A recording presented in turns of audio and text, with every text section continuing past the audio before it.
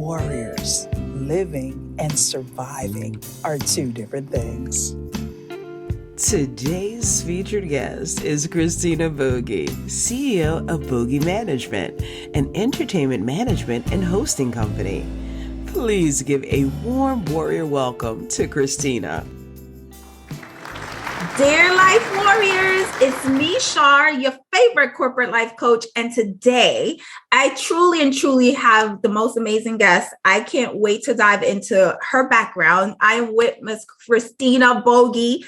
She is the CEO for Bogie Management, as well as Associate Director of Mount Sinai. Yes, she's a healthcare leader. We're going to jump all into her life. But most importantly, she's a busy woman. Like, she's literally all over Jamaica 60th, interviewing all these amazing people. I saw her with the Prime Minister. We're going to get all of that, everything today from our girl. So let's give a warm welcome to Christina. Well, thank you for having me on your show. Dear Life Warriors, that just itself has so much meaning, so thank you for having me as a guest today. No, thank you. I had the pleasure of meeting you at and presenting you with an award for the Power in Motion. Oh my God, Women's Brunch. It was so amazing. And that's where I learned all about your background. I was like, I need to talk to you because this show is all about sharing, the successes of women like yourself to the world. I like to give knowledge to a lot of folks that there's so many careers out there. There's so many things that you can be doing. And I do love to showcase our entrepreneurs, which you are. But girl, you're doing that and holding down a full-time job. And a mom of two girls. So yes. Girl mom too. I have two girls as well. Yeah. Wow. Listen, I don't even know where to begin. I really want to talk about, let's jump into your Bogie Management. Okay. So, how did that get started? So even before Bogie Management, after I graduated high school, one of my classmates, he contacted me and he had a public access TV show called Harlem Streets. So he was like, oh, Bogie, I'm interviewing like rappers and R&B, but, I'm getting the opportunity to, interview like reggae artists. And I know that's your thing. He was like, you're Jamaican and you love music. So my first interview ever was with Beenie Man. What? Yes. Out the gate? It was at one of the record companies. So, they had like press conferences and, they had the different media outlets. My first interview ever, I remember at that time is when, the whole drama with D'Angel and Bounty Killer. Yes. I was like, I didn't care. This is like Beenie Man, like the girl named Sugar. I was like, yup. I was so excited. I was like, my whole interview was like about like, what's the new dances you're coming out with? And, back then it was like all about dancing and, you had Boogle and that stuff. So Beenie Man was like my first interview ever. Wow. And even after that, I had like Baby Cham and stuff like that. So I took a break from, doing interviews. Yes. I went to college, trying to, establish like my career.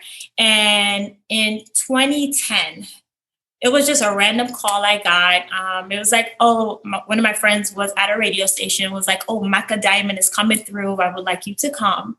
And there was an artist there called Donnie Artist. And he was like, I just like your vibe. I think you should be a manager. And then from that, I just established my Bogie Management and was doing management back then. Wow. Just like that. Just like that. But no, not for nothing. You stepped out the gate with some big artists. Like usually when you establish something, you build up. Not Bogie. She was like, I got Beenie Man, Cham, yeah. It was like so amazing because you don't know, like there's like individuals just doing things out here, and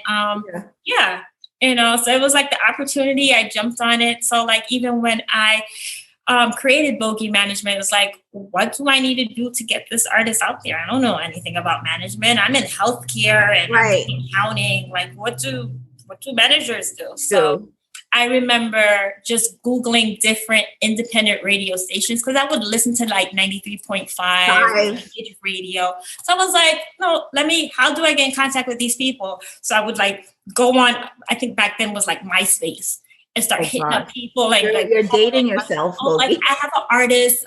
Can we like roll through your radio station? And I just started building so many connections. Wow. Back then, yeah. Wow. So that you started that in 2010. Yeah.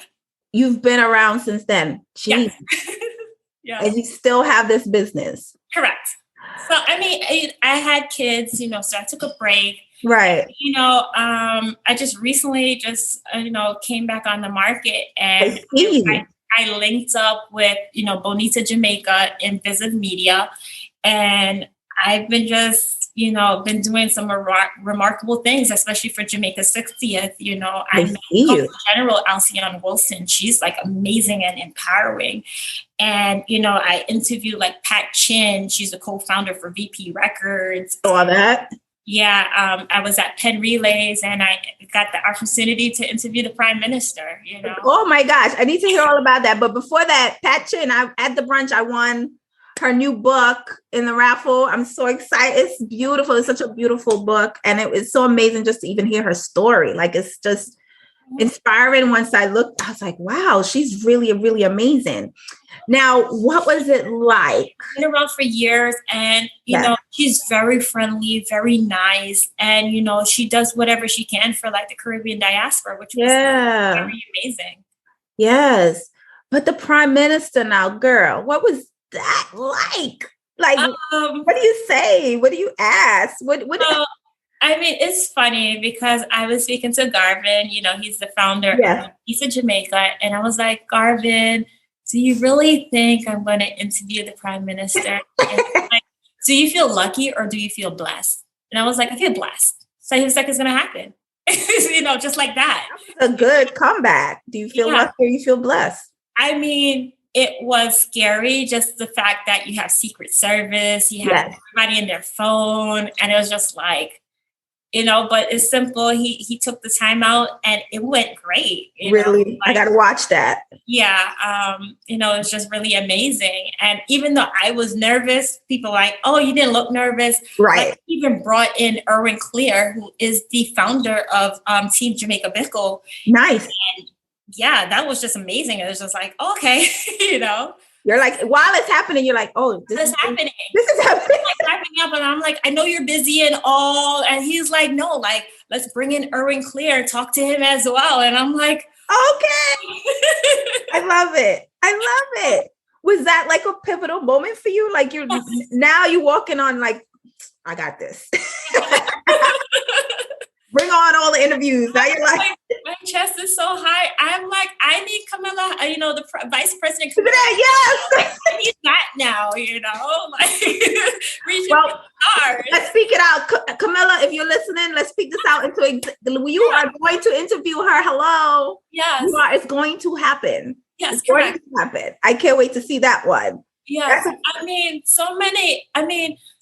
There's just so many opportunities out there, and everybody, is trying something. So, like everybody's just trying to be empowered and inspired and, just trying to do, what they can. Right. You know what I love, and you probably feel it more than I do because I really don't get out much, and I'm trying to change that this year where I attend more things.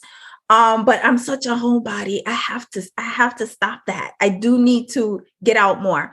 But the little times that I do, I love just what the Jamaican and the Caribbeans are doing right now. The events have like the bar has been set a little higher. We're coming out, we're supporting each other.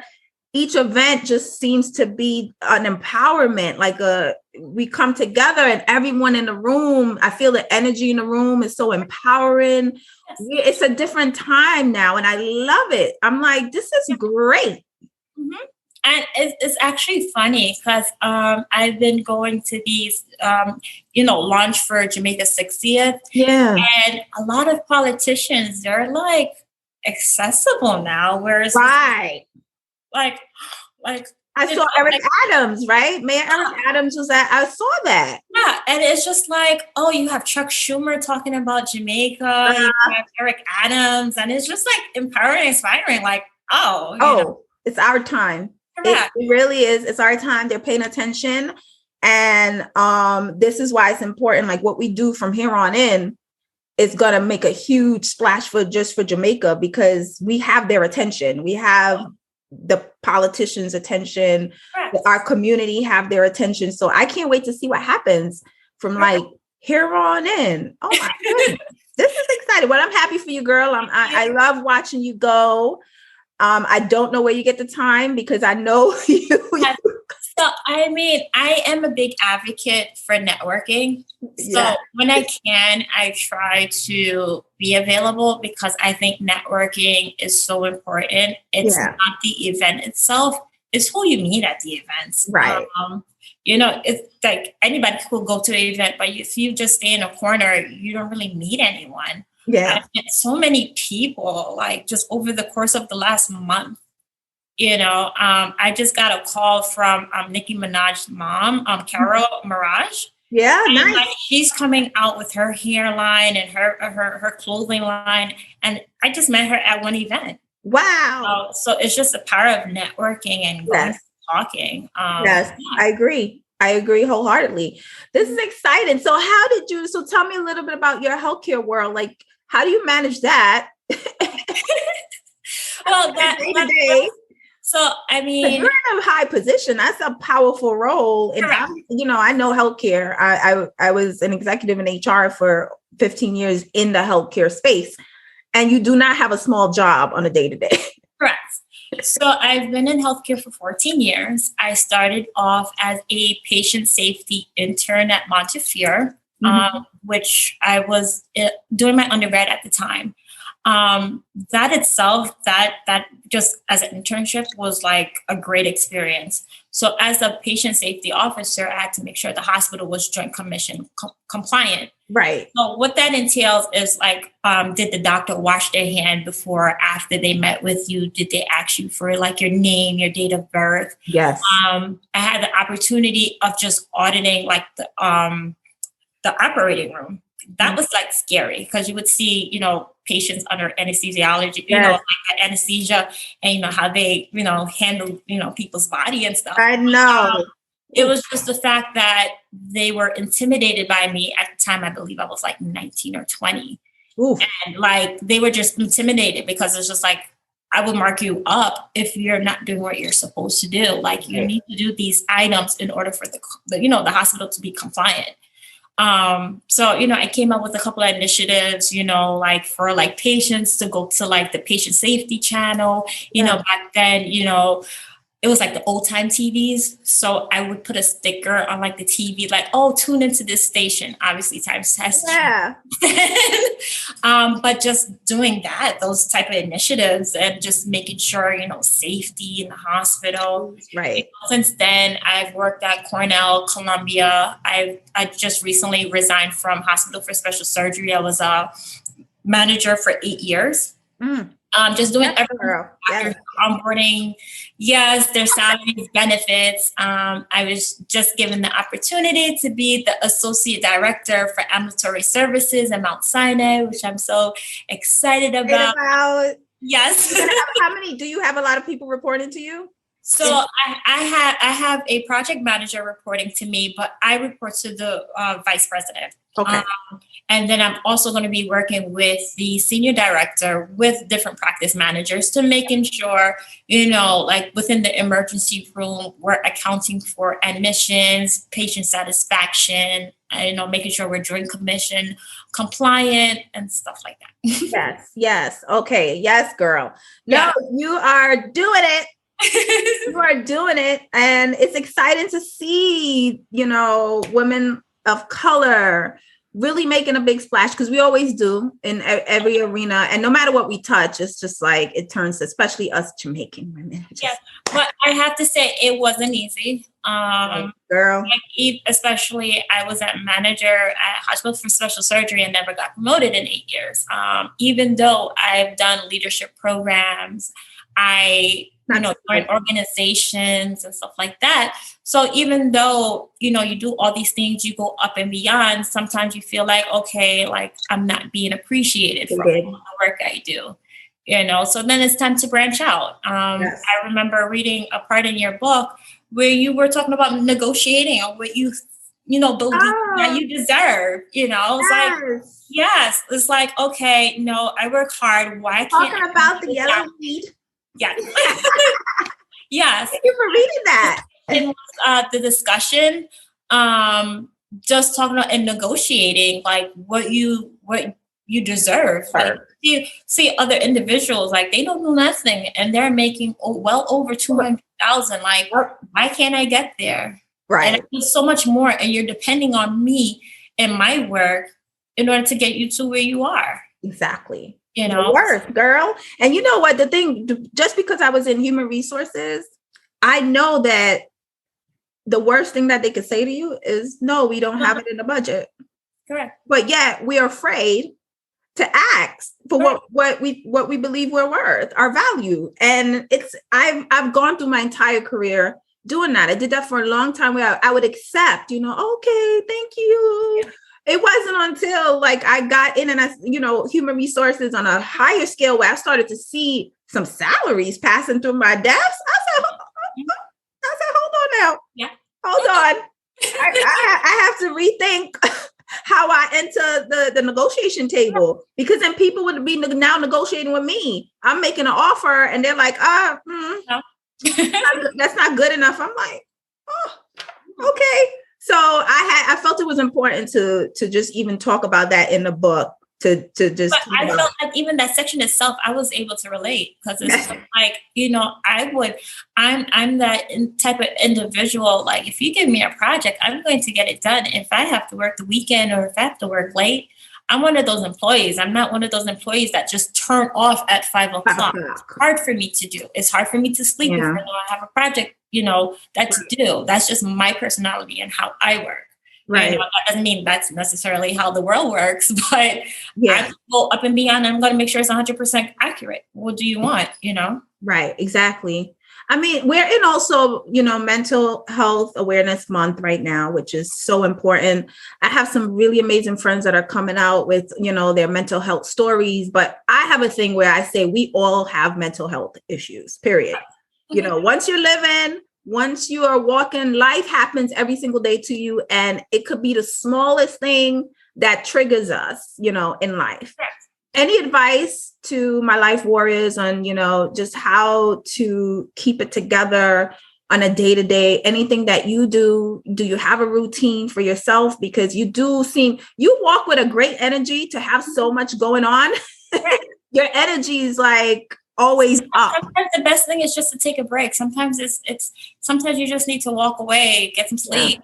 Sleep is important. I think a lot of people don't really get the amount of rest that they deserve. Sometimes I know I keep going and it's just like, okay, Bose, you just need to take one day and just sleep, do nothing, even though I have the kids, the kids come bother me, but that's fine. They're like my pride and joy. How old are the kids? So 9 and 5. And I met them. They were at the, so cute. They were so cute. And then, they are a reflection of me. So they're happy-go-lucky. So even if I'm down, like I have both of them just on top of me. And it's just like, you just can't be upset, So. See, that's the difference with maturity. When I had my kids so young that unfortunately, when I would come home from work, I'm like, not now. I used to be so exhausted. Because I'm in my 20s now, I'm like 20. I had my first daughter at 20 and the second one at 26. Okay. So it was like, I used to have exhaustion. I'm like, oh my God, I'm so tired. But you're right. You can't take it out on the kids. The kids make you have no choice but to be. Correct. So sometimes it's like, I keep going and like, I'm missing certain things. Like, like who are you really doing it for? It's for them. Like, you need to take a break. Like, like I think I got a message like last week. It was just like, Bogie, I seen you with the prime minister, but the next day you was taking your kids out. I think you were at Palisades Mall and you're posting pictures with your kids, doing zip lining. And I'm like, yes, because who am I really doing it for? I mean, if it's not for them, like, and who? Right. Yeah. Honestly, You know? I love it. Your story is inspiring. What's the one thing you would want to leave our life warriors with in terms of any advice, anything you would like to let? Advice. So like even just recently, I signed up with 3 organizations for healthcare.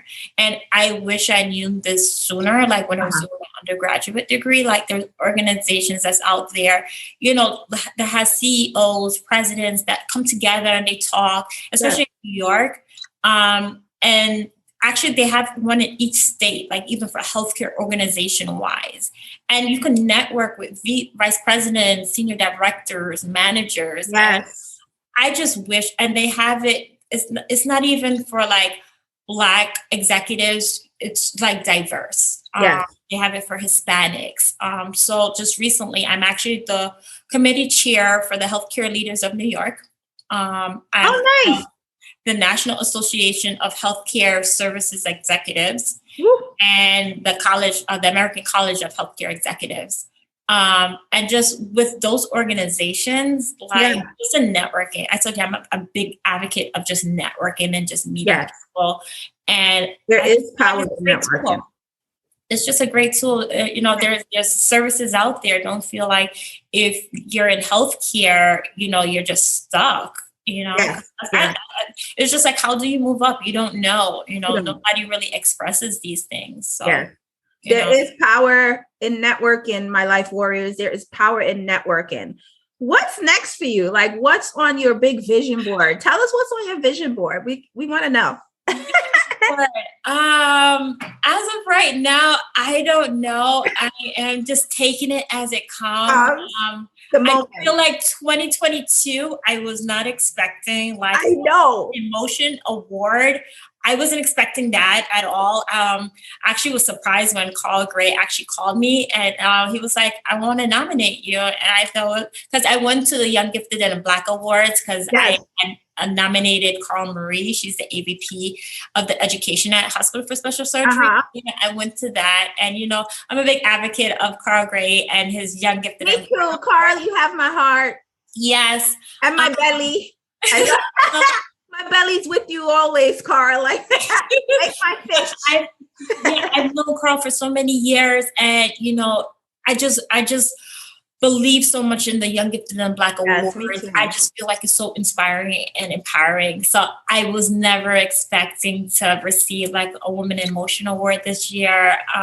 So 2022 it's just been amazing so far. And we're only in May. So yeah, so I feel the same way. I think I met you this year. I just love it. I have a new connection, like you said. But this year really took off with and I don't think any of us could have planned for it. Exactly. At all. With COVID and these vaccines and boosters and mandatory shots. And being, isolated or you have to quarantine and so yeah. And my big thing, this year was really and truly my first year because during the pandemic, I've been doing I have a leadership professional development firm, Your Healthy Reality. That's what I actually do on my day-to-day. Mm-hmm. But I've been doing all those trainings virtually. And I'm like, I was so excited this year to finally get back on site and do them in person, where I was like, although I'm in love with the virtual world now because I literally don't have to get dressed or drive, but it was still nice to connect with employees again in person where you're like, oh my God, you could reach out and touch them and hug people again. And it's just, I think this year's going to be beautiful. Mm-hmm. It already has been. You're just blossoming lovely. I love watching your page and your social media page. And I am inspired and excited at the same time, just seeing you go. And I can't wait to see what I know you don't know what's on your vision board yet, but the next move is going to be good, girl. So just a question for you, because I get a lot of questions like, okay, what exactly is a life coach? So can you explain a little bit what you do? Oh, yeah. So it's so funny. I started my business as a life coach, but now I've kind of transitioned to corporate life coach. So I'll touch on both sides of it. So life coach is more one-on-one. We're not therapists. we're coaches where I'm there to help you find the best quality of life for yourself, hold you accountable. I'm like your life partner. You tell me where you want to go, and I'm going to help you get clarity and the vision that you need to get there. And then once you get that clarity, I'm going to hold you to it. I'm going to make sure that you do what you say you're going to do. But I actually take a different approach because I'm all about the mindset, where that's the foundation of who you are, Bogie. You know, your thoughts are leading you every single day. And I try to teach people that if I could give you that understanding, that every thought that you do put out into the world, it's going to manifest into something. Think about that. So I train people on that foundation. Like I give them self-awareness. I help them to master discipline in life, because everything that you're going to try to accomplish is going to take some discipline. And then the third big piece is how to reframe your negative thoughts into positivity, because if we allow our negative thoughts to lead us through life, that's where confusion comes in, and obstacles and distractions. And, you know, that's where our mental health's affected. So that one-on-one life coaching, I really don't do that as much anymore. Like I pick and choose, you know, the people that really, really need me, find me, and I'll do it, because it does take work. Okay. It does take work. It's not overnight thing. I'm like, I could fix you. I know that, but you have to put in the work. Correct. And so that's what a life coach is that person that's going to just really help you gain some clarity for yourself and show you how you can truly be living your best life and holding you accountable through the process. I do it a little differently, because don't matter what you come to me for, because I do have one-on-one executive coaching clients that comes to me for their career. I'm like, hey, I know it's about your career. However, my approach is different. We got to tackle this first. Correct. I'm not going to dive into your career. We're going to fix this first. I need to know about your life experiences, because it is your childhood trauma that guide your adult life, I like to say. I would agree. So yeah. Even I feel like even my dad, like I am very inspired by my dad. You know, growing up, it was just like, oh, he didn't really attend like all of, you know, our events and stuff, but he was just a hard worker. He was right. an entrepreneur, and he had like an entrepreneur mindset. Like, you need to get a trade. You need to do right. things. So I feel like the older I get, it's like I have that same mind frame. Like, yeah, like unconsciously. It's like, oh yeah, like no, like I need my own business. Like I need to get it, you know, registered. Like no, like I personally still like healthcare. I like working for someone. You know, yeah. So I do both, and that's okay. You know, but, you know, back then it was like, don't work for nobody. You know, my dad was like a strict Jamaican, you know. Yes. And it was just like, find a trade, make sure you do good with school. You don't need friends. And I'm like, I have so many friends now, you know. I know. They always tell you don't need friends. Yeah, it's like, yeah, too much friends. My mother used to say that. How many friends I have now? Forget it. You know, crazy. So yeah, thank you for asking that question. Nobody ever really asked me about my life coaching. I don't know why I keep that such a secret, but somehow some people know. They always find out. But it's actually good, because as I said, I had a couple of individuals like, oh, like, can I get her number? Like, I need like a life coach, you know, I need direction. You know, give my number. They want mine. Yeah. Oh, like me? Yeah. I mean, especially you could get my number.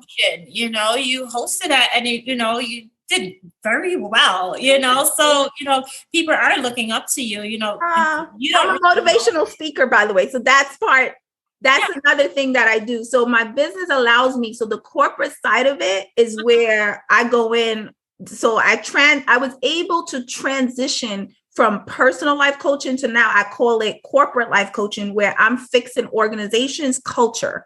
Yeah. So I bring life. I show you and teach you how to bring life to your organization through the people that work for you. Okay. Because the people that work for you, that's your brand. Correct. You know? So, and I tell them, like, culture starts from individual to individual. So I do that through various means, the trainings that I do. I don't do the mandatory law government trainings that's necessary. I do personal soft skills training that is going to could take it from job to your personal life.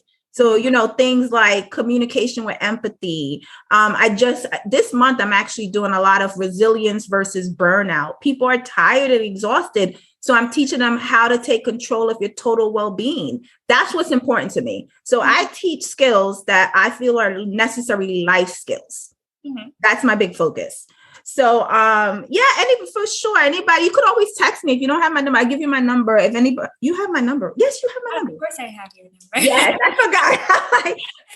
You could definitely share that. And I'm happy to talk to anybody that wants a consultation just to see, is it something that they need right now in life?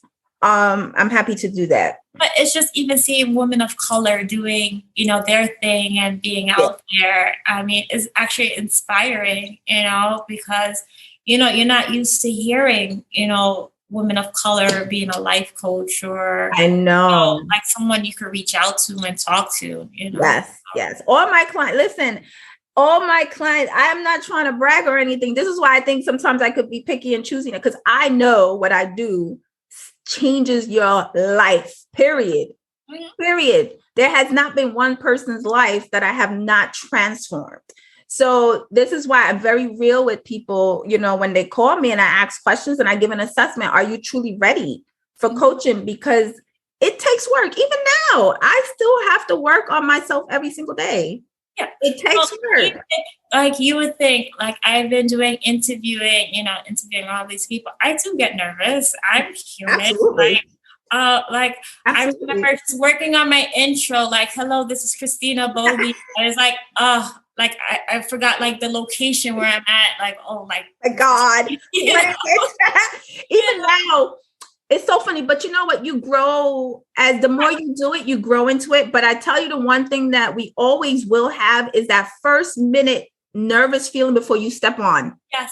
But once you start, then it starts rolling. It's gone. Yeah. I feel the same way. Every time they ask me to keynote somewhere or speak, I'm like stressing out a week before the actual speaking engagement. I'm like, oh my God, what am I going to say? What is going to like me? Example as today, like, what am I going to wear for this interview? Like, I don't know. Like, I don't know what to put on. What am I going to talk about? I know I read the book, but I don't know. I don't want to miss anything. Like, suppose you ask me about Girl. It's not about me. This is all about you. Yeah. But, as I said, I'm so, keen on asking other individuals about themselves. I know. It's just like, I have the spotlight. Like, this is nerve-wracking. It's about you, girl. It's about all of your accomplishments, everything that, Christina Vogee represents in the world. I have to say you're representing very well for us women, especially women of color and Caribbean Jamaican women. You are really, truly representing very, very well. And it's beautiful to see. And I can't wait to see what's next for you. I can't But as I said, I'm just taking it one day at a time. I mean, different doors are opening that I never would have imagined.